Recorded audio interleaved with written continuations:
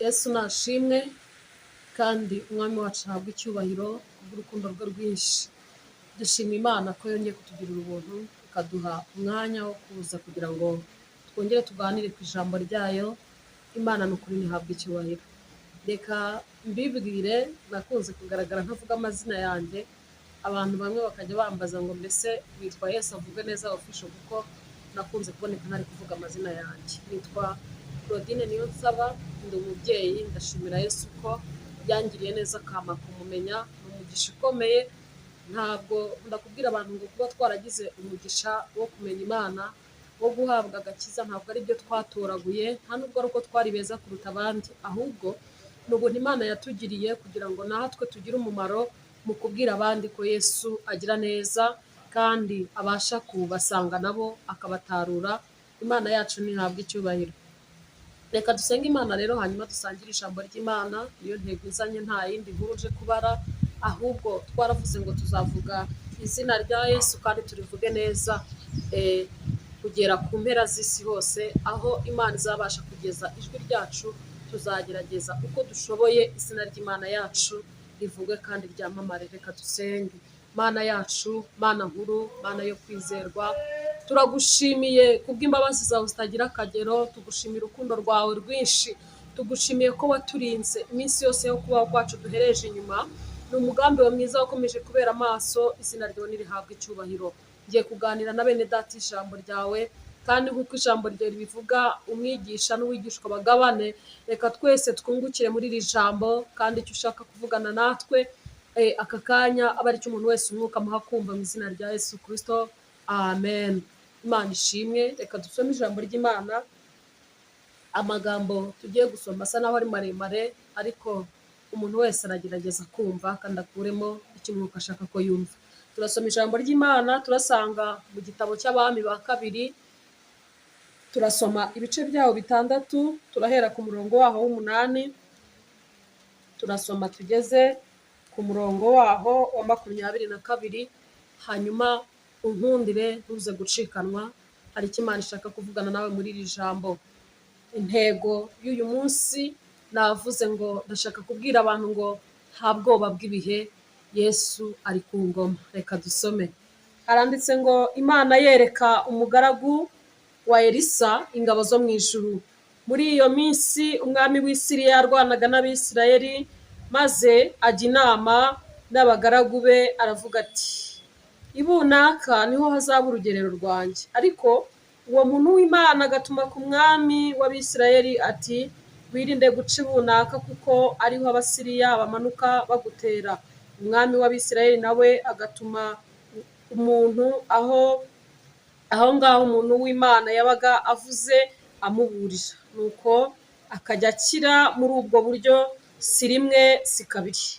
Ibyo bituma umwami w'i Siriya ahagarika umutima cyane, ahamagaza abagaragu be, arababaza ati, mbese ntimwambwira umuntu wacu wifatanije n'umwami w'Abisirayeli?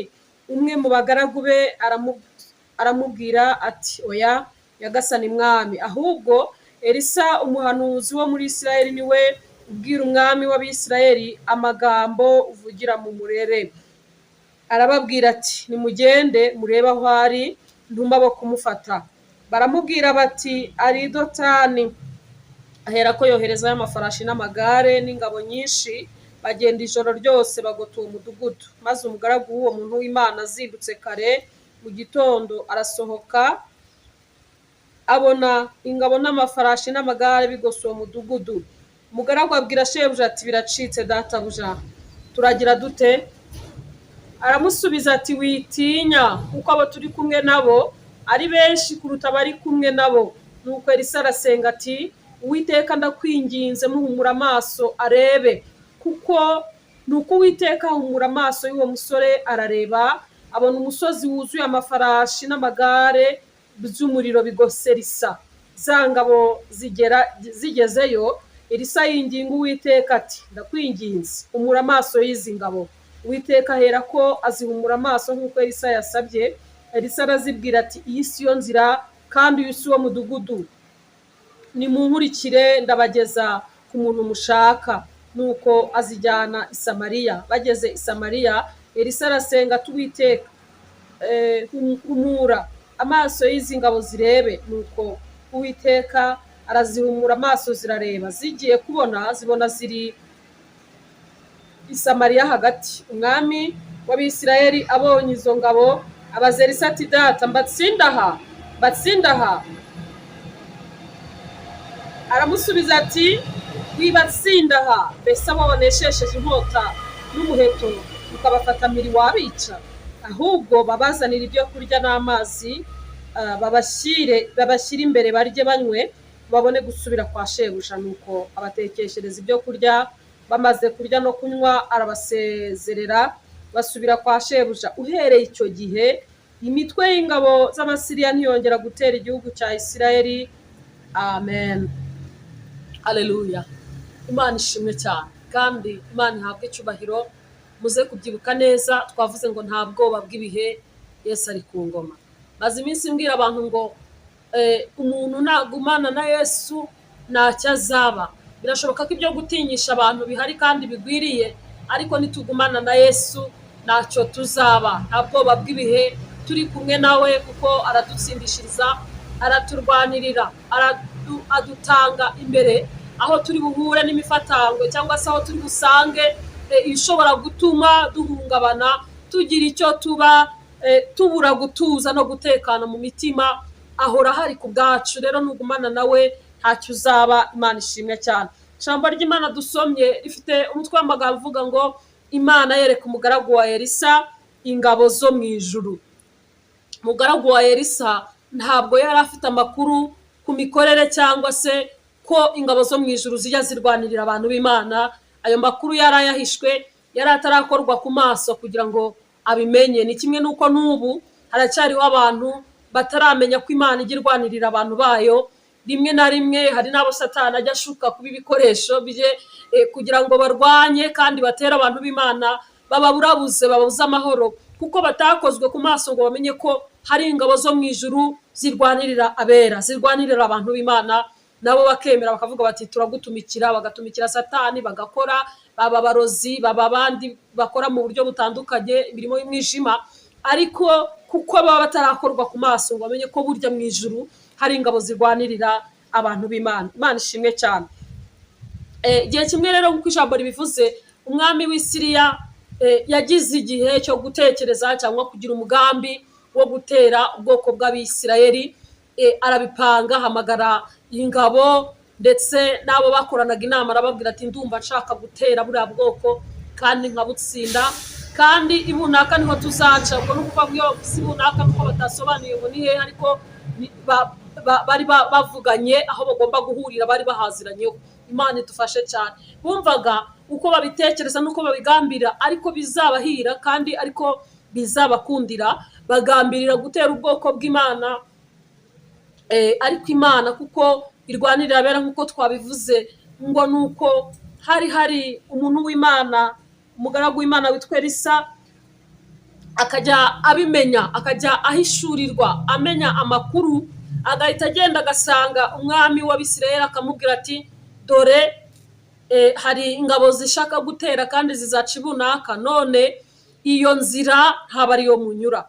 Nakunze cyane uburyo uyu mwami atigandaga cyangwa se ngo yange kumvira imbuzi, ahubwo akumva kandi akumvira, nawe ngo agahita atuma umuntu kubwira ingabo ati muramenye ntimuce ibunaka, dore niho bari bunyure babateye. Nabo bakabyumva bakabikora batyo.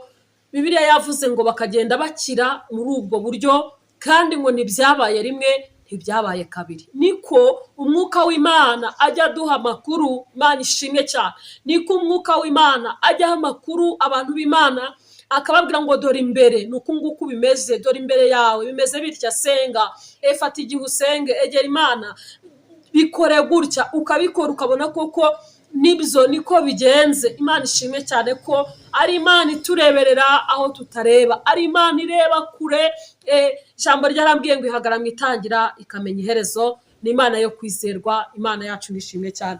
Rero nabo ngo kubwo kumvira imbuzi y'umuntu w'Imana Elisa, byatumye bagenda barokoka muri ubwo buryo, ngo kandi ntibyabaye rimwe, cyangwa ngo bibe kabiri, ahubwo byakomeje kugenda bityo. Imana ishimwe cyane. Igihe kimwe rero ngo umwami w'i Siriya arababara cyane, aravuga ati ariko ko duhora dutera tugasanga aho duciye ntabahari, bikatunanira kugera ku nsinzi yacu kandi tuba twapanze gahunda neza. Ninde muri twe utuvamo akajya kubaburira? Ninde usohoka aha tubivugiye akajya kubivuga bigatuma dutsindwa? Ariko ngo havamo umwe aramubwira ati Nyagasani, ntabwo twebwe muri twe harimo umuntu ushobora kugambana, ntabwo harimo umuntu ushobora kugenda ngo abivuge, ahubwo hari umuntu w'Imana witwa Elisa. Aleluya! Hari umuntu umenya amakuru akayamenya mbere, hanyuma akagenda akabivuga, yamara kubivuga bigatuma bipfa. Nuko ngo ararakara cyane, aravuga ati ariko ubwo mbimenye ntacyo bitwaye, ntabwo bizongera kumbaho. Ngo ahita avuga ngo mundangira ahantu hari tujye kumufata. Ariko Imana ishimwe kuko nkuko yabanaga nawe mbere urugamba rugitangira, ikagenda imuha amakuru, n'ubundi bibagiwe ko nkuko yamuhishuriraga ibyo, ariko iri bwongere no kumuhishurira ko nawe ahari bari buze kumufata. Ni Imana rero itureberera aho tutareba, ni Imana ireba kure, kandi ni Imana igitumenyesha n'amakuru y'ibihe. Imana ishimwe cyane. Nuko bapanga kujya gufata Elisa, ariko mu gitondo kimwe baragenda, bagezeyo ahantu ushaka ko tuganira cyane, ni kuri umurongo wa 15, 16 na 17. Ngo nuko igitondo kimwe kuri 15 aravuze ngo maze umugaragu w'uwo muntu w'Imana azindutse kare mu gitondo, arasohoka abona ingabo n'amafarashi n'amagare bigoso umudugudu. Umugaragu abwira shebuja ati biracitse databuja, tugire dute? Ibaze nawe uyu mugaragu wa Elisa witwa Gehazi ntabwo yari arahishurirwa uko ingabo zo mu ijuru zirwanirira abantu. Nta makuru na make yari afite, yewe n'ibyo Elisa yabonaga we ntabwo yabibonaga. Bivuze ngo rero nta cyari gutuma atagira ubwoba, nta cyari gutuma adatinya, nta cyari gutuma umutima udahagarara. Ngo yarazindutse kare, ngo agiye kubona abona umusozi uriho ingabo nyinshi ngo zije ku magare, kandi abona ko zibateye. Ngo nuko ubwoba buramwica, abwira Elisa ati databuja, turabigira dute ko mbona bicitse? Ko mbona birangiye, ko ibyacu birangiye, turakora iki?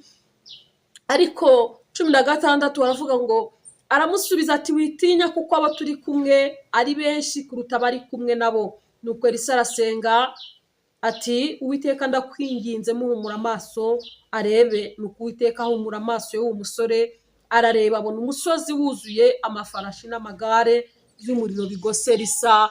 Amina. Imana ishimwe cyane.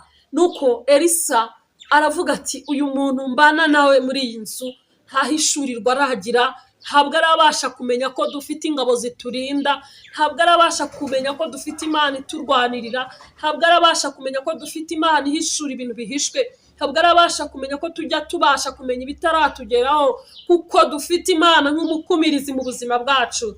Aravuga ati Uwiteka nyemerera uhumura amaso y'uyu musore, kugira ngo abashe guhishurirwa nawe, kugira ngo nawe abashe kumenya ku byo namenye, kugira ngo nawe abashe gutinyuka, atinyuwe nuko asobanukiwe neza ko hari izindi mbaraga ziri hejuru y'iz'abana b'abantu. Imana ishimwe cyane. Nuko ngo Uwiteka aramwumvira. Imana ishimwe. Elisa yajyaga aganira n'Imana, yayibwira ikihuta kumva, yayihamagara Imana igatebuka cyane, kuko yarabanye nayo neza. Nuko ngo Gehazi nawe koko ngo barahumutsa, barabibonye, ngo abona hari amagare menshi cyane yaka umuriro n'ingabo, ngo abona bigose Elisa, abona nta bwoba akwiye kongera kugira, abona nta bwoba bw'ibihe, abona akwiye gutinyuka, abona akwiriye gushira ubwoba. Ariko byaturutse mu guhishurirwa, byaturutse mu kubona ko hari izindi mbaraga ziri hejuru y'iz'abana b'abantu, byaturutse mu guhishurirwa no kumenya amakuru ko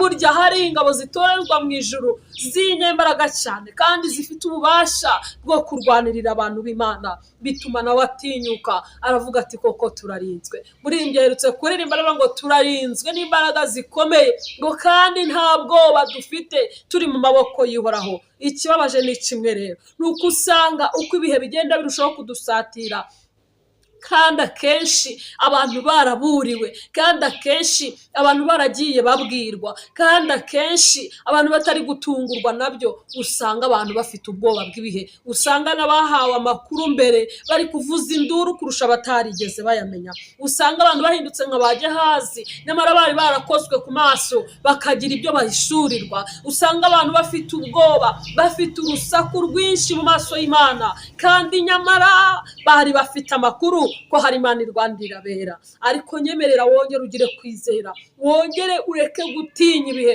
wongere ureke gusuza umutima no kuwuhagarika, wongere ureke kurusha abantu badafite amakuru urusaku, ahubwo utuze utegereze Uwiteka, kuko ingabo zaka umuriro ziri ku magare yaka umuriro n'amafarashi zirahari kugira ngo zirwanirire abera. Uko igihe cyaba kimeze kose, uko cyaba giteye ubwoba kose, Imana irahari bikurwanirira. Amen. Imana ishimwe cyane. Nuko za ngabo ngo zari zije gufata Elisa, abona koko zirahageze, ariko mu butware bw'Imana ngo aravuga ngo Mana wanyemerera ukazihuma amaso. Ngo nuko zirahuma, zimaze guhuma arababaza ati murashaka nde? Bati turashaka Elisa. Arababwira ati muze. Ubutware bw'Imana iyo umuntu abuhagazemo arababwira ati nimuze mbajyane njye kubereka uwo mushaka, njye kubereka ahantu ari. Nuko kuko bari bamaze guhuma kubw'itegeko ry'umwami, Imana ifite uburyo bwinshi irwaniriramo abantu, Imana ifite imbaraga kandi ifite ukuboko gukomeye, ikoresha irwanirira abera, ifite imbaraga ntabwo igira ubwoba. Nuko bamujya inyuma uwo bashakaga.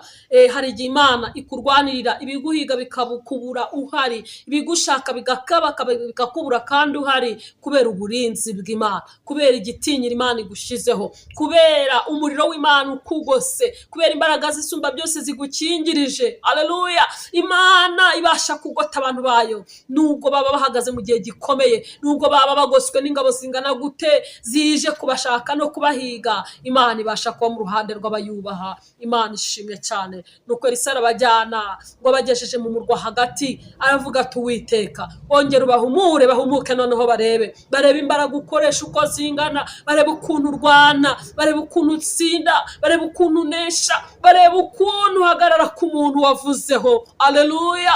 Nuko Elisa ngo akivuga gutyo, Imana yakundaga kumwitaba vuba, bwite ikora ku maso yabo, barahumuka. Babona ngo bari mu murwa hagati, abura aho bareba, birabayobera rwose. Umwami ngo nuko abaza Elisa ati mbwira aba bantu batsinda aha. Yajyaga inama n'umuntu w'Imana, umuntu w'Imana ashobora kugishwa inama. Iyi Imana yagushyizeho igitinyiro cyayo, Imana yaguhaye ijambo birakunda, Imana iguhaye icyubahiro kiyiturukaho birakunda. Ntabwo bisaba amashuri menshi, ntabwo bisaba ubwiza, ntabwo bisaba uburanga, ntabwo bisaba ubutunzi n'ibindi, ahubwo iyi Imana yaguhagazeho, Imana muragendana, Imana murakorana. Imana ishimwe cyane. Nuko Elisa abwira umwami ati oya, ntabwo ari uko bikwiye kugenda. Twebwe muri iki gihe abantu b'Imana, ni Imana iguhishuriye ikintu cyangwa se ukamenya ko hari umuntu ushaka kugira nabi, ukagira umugisha ukabimenya, usanga uri kumusabira ngo napfe, usanga uri kumusabira wenda ngo ntabwe mu cyobo, narindagire, nagire gute. Ariko umva ubutwari bukomeye. Elisa yaravuze ngo nubwo bari baje kunshaka ngo bangirire nabi, nubwo bari baje kunshaka ngo bamemukire, sinkwiye kumera nkabo, sinkwiye gukora nkabo, sinkwiye gutuma bicwa, ahubwo nibagende nabo bamamaza inkuru nziza, nibagende nabo babwira abandi bari basizeyo ko hari Imana irwanirira abantu bayo, ko hari Imana itabara abantu bayo, ko hari Imana ifite igitinyiro ishyira ku bantu bayo. Imana ishimwe cyane. Nuko abwira umwami atoya wibatsinda aha, abantu wanesheje utya, abantu wafashe miri, abantu wafashe baranga badashobora kugucika, badashobora gukora ikintu na kimwe, wabica ute? Ahubwo bagaburire, bahe icyo kunywa, bahe icyo kurya, hanyuma basezerere basubireyo, bagende bavuge gukora ku Imana yacu. Haleluya. Bagende bavuga ubutware bwayo, bagende bavuga imbaraga zayo no gukomera no kwera. Nuko babikora batyo. Ariko ikintu nakunze cyane aho twasoreje, havuze ngo uhereye uwo munsi. Haleluya. Uhereye uwo munsi, ngo uhereye uwo munsi ingabo z'Abisiriya ntizongera gutera igihugu cy'Abisirayeli ukundi. Aka kantu ukumve cyane. Uhereye uwo munsi, uhereye icyo gihe, ingabo z'Abasiriya ntabwo zongeye no kubirota, ntabwo zongeye no kubitekereza ngo kongera gutera ubwoko bw'Abisiraheli ukundi. Bivuze iki? Biravuze ngo hariho umunsi ibikwirukaho Imana ibishyiraho iherezo kugeza ubwo bitongera gutekereza, bitongera guhaguruka ngo bikunde, Imana ikabyicaza ibyicaje. Abisiraheli bamaze kwambuka inyanja bageze hakurya ngo batangiye kumva isoko y'indirimbo itoboka muri yo, batangira kuririmba. Hari ijambo nkunda cyane riri muri Zaburi ya 76 riravuga ngo gucyaha kwawe kwatumye ingabo n'amafarashi bya Farawo bisinzirira guhwera. Imana ishimwe cyane. Rero uyu munsi ingabo z'Abasiriya Imana imaze gukangarire risa muri ubwo buryo ngo ntabwo zongeye gutera ubwoko bw'Abisirayeli ukundi. Bivuze iki? Hariho umunsi uzaba umwe, hariho igihe kizaba kimwe gihima ikindi, ku buryo Imana izashyiraho umwitangirizwa, nuko gucyaha kwayo kugatuma amagare n'amafarashi bisinzirira guhwera, nuko bakavuga bati ibyo twakoze twarabikoze, uko twarwanyije umuntu w'Imana twarabigerageje, uko twagambiriye gukora iki n'iki n'imbaraga zose twashyizemo twaragerageje, ariko dusanze Imana yabo itangaje, dusanze Imana imurinda tudashobora gutsinda, dusanze imbaraga zimurinda zikomeye. Nuko bakamenya ko buryo ubana n'Imana y'imbaraga. Imana ishimwe cyane, kandi Imana ihabwa icyubahiro ko ijya ibana n'abantu bayo.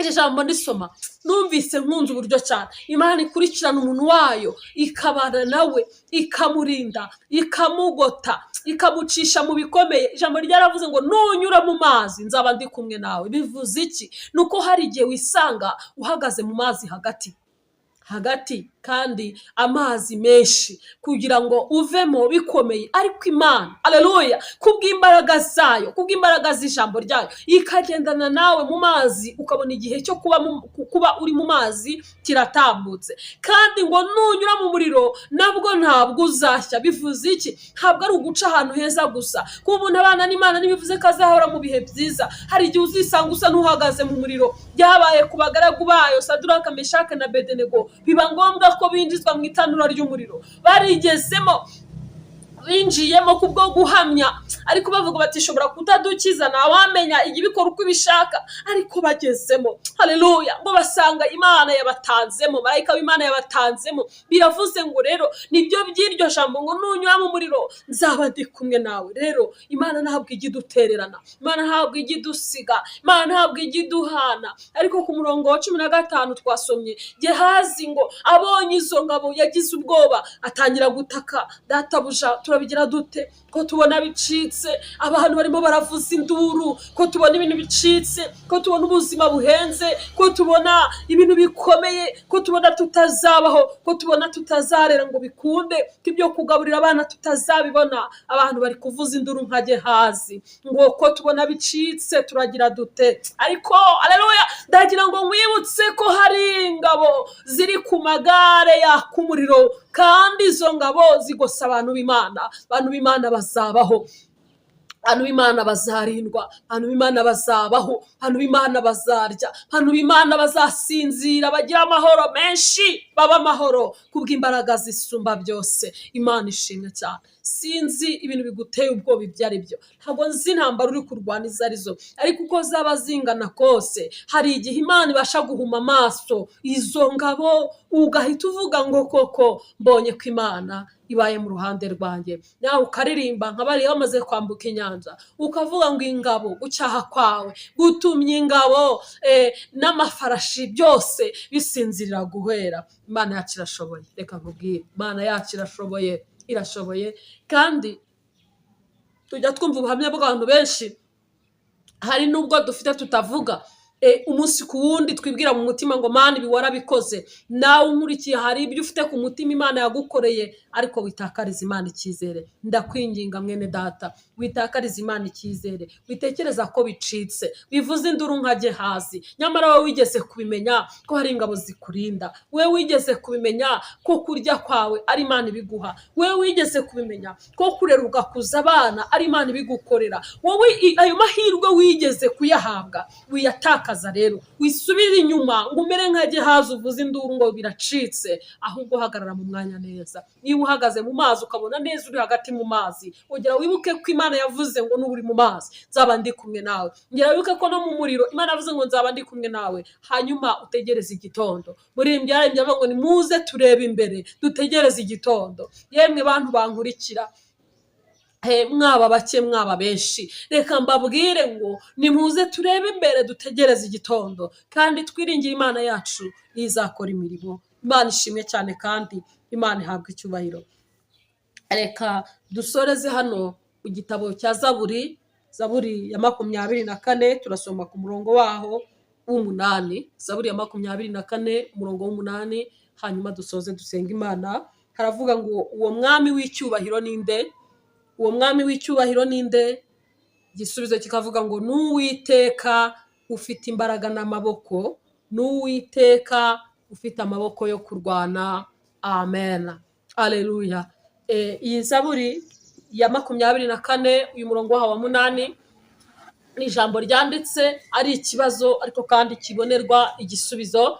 Ijambo rirabaza ngo uwo mwami w'icyubahiro ninde? Ese wowe mubyeyi unkurikira, mugabo unkurikira, rubyiruko, bana bato, umuntu wese ushobora kunyumva, umwami w'icyubahiro ninde? Uwakubaza ninde ukurwanirira? Ninde ukurinda mu bicuku by'ijoro? Ninde ukurinda mu kazi kawe ko kumotara umunsi kundi ukabona umaze imyaka 3 ukora ako kazi mu muhanda uca ku bandi byarangiriyeho? Ninde uguha urwunguko aho mu isoko ucururiza? Ninde ukurindira aho mu bitaro aho uvurira abantu bandi wowe ukaba amahoro ukabasha kubitaho? Ese ninde ukurindiye aho urwarije? Ninde ukurindiye aho urwariye nubwo uvuga ko hamaze igihe kinini, ko hari abahageze uwo munsi bakarara bagiye? Uwo mwami w'icyubahiro ninde mu buzima bwawe? Barishimye cyane. Ninde wakurereye abana akabakuza ukaba babona uyu munsi bageze aho bageze? Ninde wagiye akugaburira ukabaho ukabona birakunze? Ese ninde ugutungishije? Uwo mwami w'icyubahiro mu buzima bwawe ninde? Igisubizo kikavuga ngo n'Uwiteka. Haleluya. Nanjye nuko nguko numva nabisubiza. N'Uwiteka ufite imbaraga kandi ufite amaboko yo kurwana, yo kurwanirira abera. Yarwaniriye Elisa, yarwaniriye n'abandi batubanjirije, nanjye yarandwaniriye. Njye ukubwira hari igihe namubonye ndavuga ngo niwe, aha nta yandi maboko yari buhankure. Nawe hari igihe wamubonye nta yandi maboko yari bugukure muri kiriya gikombe wari ubabariyemo, wari ugorewemo. Uwo mwami w'icyubahiro ninde mu buzima bwawe? Ese nubwo ushaka kumwibagirwa, nubwo ushaka kumutera umugongo, nubwo ushaka kwibagirwa ko yagiye akurokora akurenza ibyiciro akugeza mu bindi, uwo mwami w'icyubahiro mu buzima bwawe ubundi ninde? Ariko reka dusoze twese tuvuga ngo n'Uwiteka. Haleluya.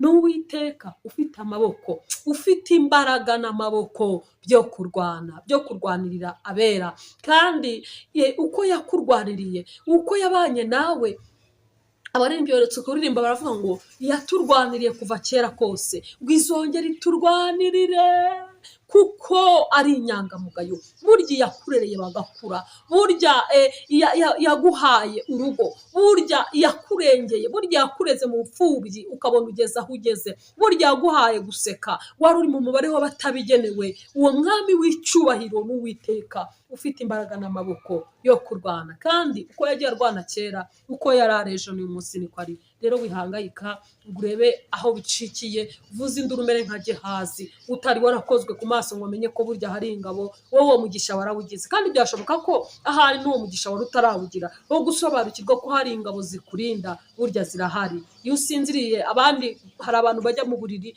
amasaha yose y'ijoro agacya badasinziriye, bitotsi bakabibura, bakanywa ibinini bikanga, uraryama ugasinzira bigakunda. Uwo ni umugisha.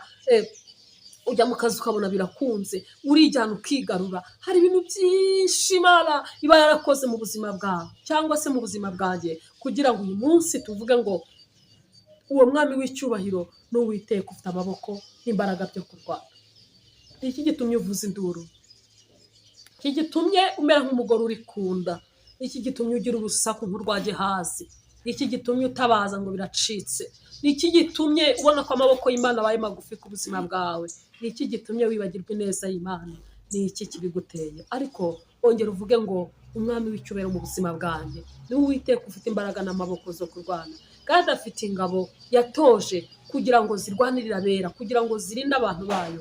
Tuzabaho rero kandi tuzabaho tugwije imbaraga. Emerera wongere ugwize ibyiringiro, wongere ukomere kandi ukomeze n'abandi. Aho uri nubona abantu bacitse intege wibafasha, ahari nubona abantu bavuza induru wibafasha, ahubwo gira abo ukomeza nabo bavuge ngo turashima Imana ko yaduhaye umuntu w'umumaro. Imana ishimwe cyane.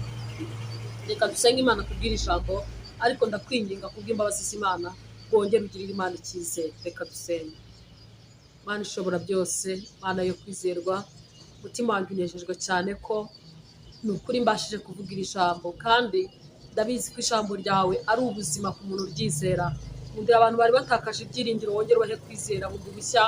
Ndira abantu bari bafite urusaku rwinshi bavuga ngo biracitse, biducikiyeho, birarangiye ibyacu, wongere kubahumuriza, ubahe ihumure rishya, kandi uhereze abantu imbaraga bakomere mu gihe nk'iki.